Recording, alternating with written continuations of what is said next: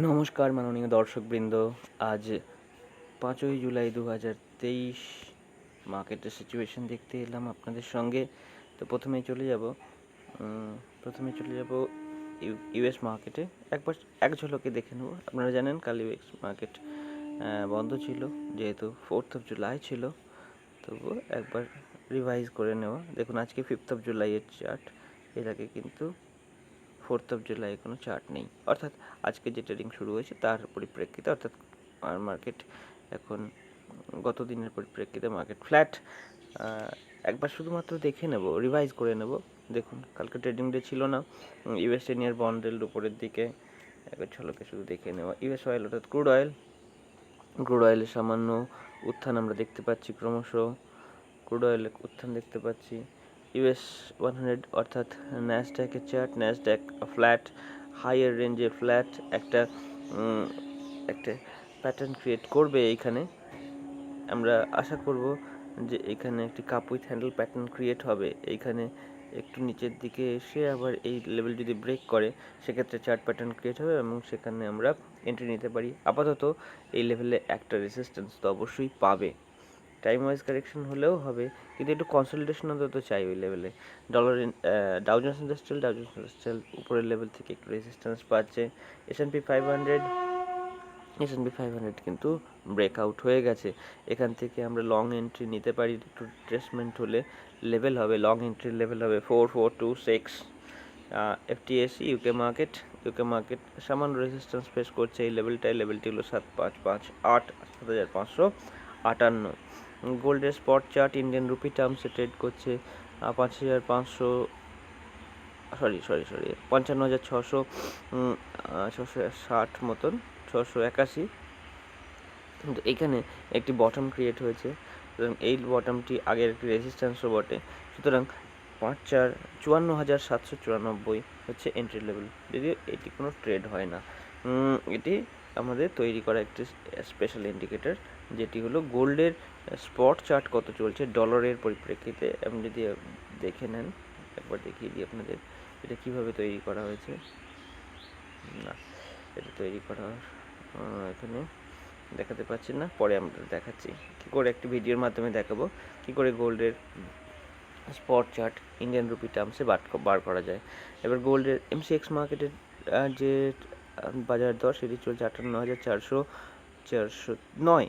আমরা যদি রি এন্ট্রির কথা ভাবি, তাহলে এই রেঞ্জটি আমাদের রি এন্ট্রির রেঞ্জ, সেটি হলো 57,800 বা 900, 57,900। এরপরে গোল্ডের স্পট চার্ট ইউএস ডলার টার্মসে 1926। আমরা এখানে কিন্তু শর্ট করার কথা ভাবতে পারি এই লেভেল থেকে। কেন আমি দেখাচ্ছি আপনাদের ট্রেন্ড লাইনটি 1928 এই লেভেলে, 1930 এই লেভেলে আমরা এক্সিকিউট করতে পারি। আমরা একটি ইন্ডিকেটর অ্যাড করে নেব, ট্রেন্ড লাইনকে আমরা ফেভারিটে অ্যাড করে নেব এবং ট্রেন্ড লাইন পেয়ে গেছি। এখানে ট্রেন্ড লাইন দেখুন, এখান থেকে আমরা যদি একটা ট্রেন্ড লাইন ড্র করি, খেয়াল করুন, আমরা এটা নেব না, এই লাইনটা আমাদের দরকার নেই। চ্যানেল এখানে গিয়ে দেখুন এবার কেমন। এই ট্রেন্ড লাইনে আমরা যখন দেখবো যে মার্কেট রেজিস্ট্যান্স ফেস করছে, তখনই আমরা মার্কেটকে শর্ট করার ব্যাপারে ভাববো, অর্থাৎ গোল্ডকে শর্ট করার ব্যাপারে ভাববো। ইউএসডি আইএনআর দেখুন, এই চ্যানেলটিকে এতদিন পর্যন্ত সুন্দর করে রেসপেক্ট করে এসছে। এখন এই চ্যানেলটিকে প্রথমবারের জন্য চ্যানেলটিকে ক্রস করে নিচের দিকে ক্লোজ দিয়েছে। সুতরাং এরপরে আমরা এই লেভেল থেকে, অর্থাৎ 81.94 এই লেভেলে মার্কেটকে শর্ট করার ব্যাপারে ভাববো, কারণ ট্রেন্ডটা নেগেটিভ। এই লেভেল থেকে, অর্থাৎ 81.95 থেকে 82.36 এই লেভেলটা হবে একটা স্ট্রং রেজিস্ট্যান্স জোন। যাই হোক, এই লেভেল থেকে আমরা মার্কেটকে শর্ট করে মার্কেটে আমরা টার্গেটে রাখবো 81.61। ইউরো ইউএসডি চ্যানেলে চলছে। আমরা আগে দেখুন, এই চ্যানেলটা যখন চলছিল ততক্ষণ এই চ্যানেলে চলছিল, তারপরে এই চ্যানেলটা দেখুন, এই চ্যানেলটা একই চ্যানেলে যতক্ষণ চলছিল মার্কেট একরকম ছিল, তারপর আবার একটি চ্যানেল ক্রিয়েট করেছিল, সেই চ্যানেলটাকে আপনাদের ড্র করে দেবো, দেখি ড্র করে আপনাদের দেখাই। আচ্ছা, ড্র করে নিই। একটি চ্যানেল চলছিল, ট্রেন্ড লাইনের মাধ্যমে ড্র করে দেখাই। এই চ্যানেলে চলছিল মার্কেট, তারপর আরেকটি সুন্দরভাবে দেখুন চ্যানেলটি চলছিল, এই চ্যানেলে চলছিল মার্কেট কিছুদিন। এবার আরেকবার চ্যানেলটিকে ভেঙে গেছে, চ্যানেলটি যেহেতু ভেঙেছে তাই আমাদের এইবারের ট্রেন্ড লাইন এইরকমভাবে কাজ করবে।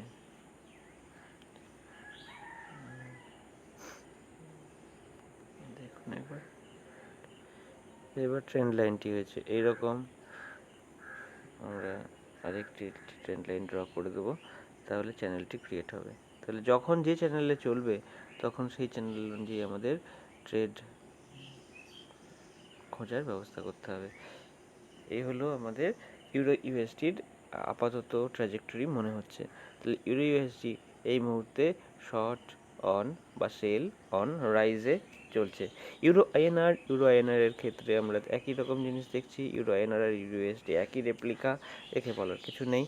ডলার ইন্ডেক্সে যখনই স্ট্রেংথ আসবে ইউরো ইউএসডি উইক হবে, এবং তাই হচ্ছে। এই মুহূর্তে ডলার ইন্ডেক্স একটু স্ট্রেংথ দেখাচ্ছে, ট্রেন্ড লাইন ডলার ইন্ডেক্সের ট্রেন্ড লাইন চলছে এইরকম, ট্র্যাজেক্টরিটা এরকম, এবং low higher low create formation হয়েছে, সুতরাং মার্কেট একটু স্ট্রেংথ থাকবে, এটাই স্বাভাবিক। আমরা এই পর্যন্ত টার্গেট নেব, টার্গেটটি হবে ডলার ইন্ডেক্সের আপওয়ার্ড জার্নির টার্গেট হলো 104.57। এরপরে চলে যাব ইথেরিয়ামের চার্টে। ইথেরিয়ামে আমরা দেখতে পাচ্ছি একটা ট্রেন্ড লাইন চলছে, ট্রেন্ড লাইনটি পজিটিভ ট্রেন্ড লাইন, সুতরাং আমরা বাই অন ডিপস করতে থাকবো যতক্ষণ না এই ট্রেন্ড লাইন ভঙ্গ হচ্ছে। এরপরে চলে যাব বিটকয়েনের চার্টে। বিটকয়েনেও অভাবনীয় একটা দেখতে পাচ্ছি আপ মুভ আমরা দেখতে পাচ্ছি অনেক দিন ধরে চলছে, এবং এই ট্রেন্ড লাইনে আমরা বাই করার চেষ্টা করব। এই ট্রেন্ড লাইনে বাই করার চেষ্টা করব, sell on the break of this trend line. অর্থাৎ এই ট্রেন্ড লাইনকে ভঙ্গ করলে, নিচের দিকে আসা শুরু হলে, তখন আমরা মার্কেটকে শর্টও করব। এখানে একটা রেসিস্ট্যান্স লাইন রয়েছে, সেই রেসিস্ট্যান্স লাইনকেও মার্কেট অবশ্যই উপরের দিকে ক্রস করার চেষ্টা করেছে, সুতরাং আমরা মার্কেটের বুলিশ সাইডেই থাকবো। বিভিন্ন রকমের ট্রেন্ড লাইন যা বলছে, প্রাইস অ্যাকশন বলছে যে মার্কেট বুলিশ রয়েছে, সুতরাং আমাদের এখানে ডাউট করার তেমন কোনো বড় অবকাশ নেই। এই ক্যান্ডেলের উপরে, এই গ্রিন ক্যান্ডেলটির উপরে মার্কেট চলা শুরু করলেই মার্কেটে বুলিশনেস চলে আসবে, সুতরাং বাই অন ডিপস হচ্ছে বিটকয়েনের পরিস্থিতি। বলটিক ড্রাই ইন্ডেক্সে কিন্তু নিচের দিকে নিম্নগামী পথ বর্তমান রয়েছে, সুতরাং এখানে আমরা বেশি কিছু বেট করতে পারি না, মার্কেটে বেয়ারিশনেস কিছুদিনের মধ্যে আসলেও আসতে পারে। ইন্ডিয়া ভিক্স এবার একটু উপরের দিকে উঠছে, প্রিমিয়াম সেলার অপশন সেলারদের জন্য একটু সুবিধা হবে। মার্কেট কিন্তু রেজিস্ট্যান্স নিতে হলেও ওকে 13-র কাছাকাছি আসতে হবে, 13-14-তে আসতে হবে। অনেক দিন ধরে ভিক্স নিচের দিকে আছে, এই সময়ে যখন ভিক্স বাড়তে শুরু করছে সেই সময় কিন্তু আমাদের ডেবিট স্প্রেড, অর্থাৎ বেশি প্রিমিয়ামের অপশন বাই করে কম প্রিমিয়ামের অপশন সেল করলে সেটি ডেবিট স্প্রেড তৈরি হয়।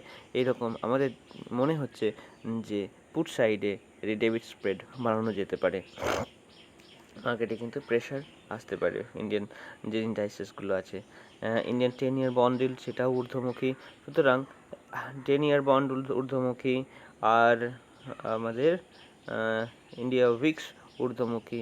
এই পরিপ্রেক্ষিতে কিন্তু যা সাধারণ জ্ঞানে যেটা বলে সেটি কিন্তু মার্কেটে প্রেশার আসতে চলেছে। অনেক দিন ধরে মার্কেট একই পথে একই ট্র্যাজেক্টরিতে চলেছে, একটি যে সেল অফ আসবে না এটা কিন্তু নিশ্চিতভাবে বলা যায় না, সেল অফ আসতেই পারে। অনেকগুলো গ্যাপও ক্রিয়েট হয়েছে, যে গিফট নিফটির চার্ট, অর্থাৎ আগে পূর্বতন আমরা যেটা জানি যে এসজিএক্স নিফটি, সেই এসজিএক্স নিফটির ভার্সন, তো সেটি আবার গ্যাপ আপ ওপেন দেখাচ্ছে, 19,500-র কাছাকাছি চলছে মার্কেট, এই অভাবনীয় যে বুলিশনেস চলছে মার্কেটে, এর সুবিধাও কিন্তু মানুষকে নিতে হবে। এরপরে নিফটির চার্ট, নিফটি গতকাল ভলাটিলিটি বাড়াতে শুরু করেছে, গতকাল বাড়িয়েছে ভলাটিলিটি। তো দেখা যাক, এখনও কিন্তু মার্কেট সুন্দরভাবে সাপোর্ট করে চলেছে। আমরা ভলিউম ইন্ডিকেটরটাকে কিছুক্ষণের জন্য বন্ধ রাখছি, কারণ ভলিউম ইন্ডিকেটর ইন্ডেক্সে তেমন কোনো প্রভাব ফেলবে না। ব্যাংক নিফটিও দেখুন মারাত্মক ভলাটিলিটি দেখিয়েছে উপরের লেভেলে। এই লেভেলে কিন্তু সেল অফ আসছে, এই লেভেলে 45,621 এই লেভেলেই হয়তো মার্কেট ওপেন করবে। সুতরাং এই লেভেলটা আমরা খুব ভালো করে লক্ষ্য রাখবো যে এই লেভেলে কী হচ্ছে। একটু সেলিং প্রেশার কিন্তু আসতে পারে, একটানা মার্কেট অনেক দিন ধরে চলছে, একটু মার্কেটের রেস্ট কিন্তু নিতে পারে। তো দেখা যাক। ব্যাংক নিফটির পরে ফিন নিফটির চার্টে যাব। ফিন নিফটিতেও মারাত্মক বুলিশনেস চলেছে। এই লেভেলতে দেখুন, আমরা অ্যাসেন্ডিং ট্রায়াঙ্গেল প্যাটার্ন দুটি আমরা টার্গেট ঠিক করেছিলাম, যে এই কাপুই থ্যানেল প্যাটার্নের টার্গেট দাঁড়াচ্ছে আপনার দেখুন 15,000 থেকে মার্কেট পৌঁছেছিল 15,000 থেকে 19,600, অর্থাৎ 4,000 প্রায় 4,000 পয়েন্টের 3,500 পয়েন্ট। তো এখান থেকেও 3,500 পয়েন্ট অ্যাড করলে দাঁড়ায় 19,700 থেকে 3,500, অর্থাৎ প্রায় 23,000। মার্কেটের কিন্তু যাওয়ার পথ 23,000-এর কাছাকাছি রয়েছে। কতটা সময় নিতে পারে 23,000 পৌঁছতে? আনুমানিক অক্টোবর 2021 থেকে চলছে। সুতরাং মোটামুটি 1.5 বছরের মধ্যে এই মার্কেট এই পথটা পার করে দিতে পারে। তো শেষে মিড ক্যাপ নিফটির চার্টে চলে যাই। মিড ক্যাপ নিফটিতে আমরা দেখতে পাচ্ছি যে অভাবনীয় স্ট্রেংথ কিন্তু দেখা যাচ্ছে, এখানে একটি টপিং আউটের সিগন্যাল কিন্তু দিচ্ছে। মিড ক্যাপ নিফটিতে সেই অর্থে এই র্যালি কিন্তু খুব বেশি লাভজনক হয়নি। এখানে গত দুদিন ধরে মার্কেট নিচের দিকে আসছে 18,273, এটি একটি মারাত্মক বড় রেজিস্ট্যান্স হিসেবে কাজ করবে। সুতরাং মার্কেটে sell on rise mid cap নিফটির ক্ষেত্রে। এবার একটু সময়ের জন্য আমরা 5 মিনিটের চার্ট, ইন্টারডে চার্ট আমরা একটু দেখে নেব। ইন্টারডে চার্টে কি দেখছি? ইন্টারডে চার্টে দেখছি যে মিড ক্যাপ নিফটির ক্ষেত্রে একটা নিচের দিকের ট্রেন্ড লাইন ক্রিয়েট হয়েছে। সুতরাং এই ট্রেন্ড লাইন অনুযায়ী আমরা কি করতে পারি? সেল অন রাইজ করতে পারি। তো এই লাইনটাকে আমাদের রেসপেক্ট করতে হবে। এরপরে চলে যাব ফিন নিফটির ক্ষেত্রেও আমি দেখতে পাচ্ছি যে একটি নেগেটিভ ট্রেন্ড লাইন কিন্তু তৈরি হওয়া শুরু হয়ে গেছে একদম টপ থেকে। তো এইরকম একটি আমরা খুব স্টিপ নেব না, এইরকম একটি ট্রেন্ড লাইনের কথা মাথায় রাখবো, যেখানে কিন্তু সেল অন রাইজ আমরা খুঁজবো। ব্যাংক নিফটিতেও এই লেভেল থেকে কিন্তু সেল অফ আসতে শুরু করেছে এবং এটাই স্বাভাবিক। একটানা মার্কেটের উপরের দিকে যাওয়া উচিত নয়। এখানে আমরা এইভাবে মার্কেটের ট্রেন্ড লাইন একটা দেখতে পারি, এইরকম 45 ডিগ্রির কাছাকাছি একটু সেল। এইখানে যদি আজকে মার্কেট ওপেন হয়, এখানে 45,500, 463 এরকম জায়গায়, তারপর সেলিং প্রেশার আসলে কিন্তু মার্কেটকে নিচের দিকে আসা উচিত। এরপরে নিফটির চার্টে যাব। নিফটির চার্টেও দেখতে পাচ্ছি উপরের লেভেল থেকে সেলিং আসছে এবং এটা তো হতেই হবে। মার্কেট একটানা এতদিন ধরে উপরে যাচ্ছে, একটু রেস্টকে নিতে হবে এবং এই রেস্টটি ইনভেস্টার বলুন, ট্রেডার বলুন, সবার জন্য খুব দরকার। কারণ মার্কেটে একটানা উপরের দিকে নিচের দিকে যাওয়া শুধুমাত্র একপাক্ষিক নয়, মার্কেট সবাইকেই নিয়ে চলে। এবার গিফট নিফটি, অর্থাৎ নতুন যে ইন্ডেক্স, সেখানেও আমরা দেখতে পাচ্ছি সেলিং প্রেশার এসছে। মার্কেট উপরের দিকে ওপেন হলেই যে মার্কেট শুধুমাত্র উপরের দিকে যাবে এরকম তো নয়। তো এখানেও আমরা দেখতে পাচ্ছি একটু ফ্ল্যাট মতন ট্রেন্ড লাইনটা হবে। তো এই ট্রেন্ড লাইনটাও আমরা দেখতে পাচ্ছি সেল অন রাইজ করার জন্যে। তো আপাতত এই পর্যন্তই। আপনারা সাবধানে ট্রেড করুন। আজকের ভিডিওটি একটু লম্বা হয়ে গেল, তার জন্য ক্ষমা প্রার্থী। আর আমাদের কাজ ভালো লাগলে চ্যানেলটিকে সাবস্ক্রাইব, ভিডিওটিকে লাইক, আর ডিম্যাট অ্যাকাউন্ট প্রয়োজন হলে আমাদের দেওয়া লিঙ্ক থেকে, ডিসক্রিপশন বক্সের দেওয়া লিঙ্ক থেকে খুলতে পারেন। ধন্যবাদ। সবার দিন শুভ হোক। ধন্যবাদ।